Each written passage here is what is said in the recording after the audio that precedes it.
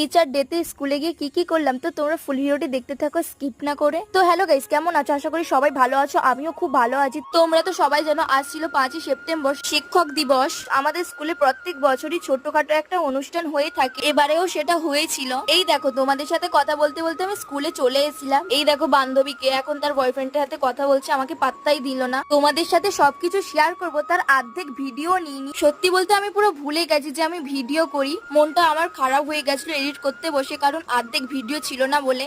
এবার শুরু হয়ে শেষ হয়ে গেল কেক কাটিং এর পালা। আমি যখন বন্ধুকে খুঁজে ফোনটা দিই, কেক কাটিং শেষ পুরো। এদিকে মাস্টার মশাইদের জন্য কিছু টিফিনের ব্যবস্থা রেখেছিলাম সবাই মিলে। আর জানো আমরা এসে সকাল 8:30 থেকে, শ্রুতি এসে পুরো 12টা। আমাকে শ্রুতি ফোন করে বললো কখন থেকে খাওয়ানো শুরু হবে। আমি বললাম যে দেরি আছে। যেই বলেছি একটু দেরি আছে, টুক করে সাইকেল নিয়ে চলে এসছে স্কুলে। দেখতে দেখতেই 12টি বছর কিভাবে কেটে গেল বুঝতেই পারলাম না। আর কয়েকটা মাসের পর হয়তো স্কুল ড্রেসটার পরা হবে।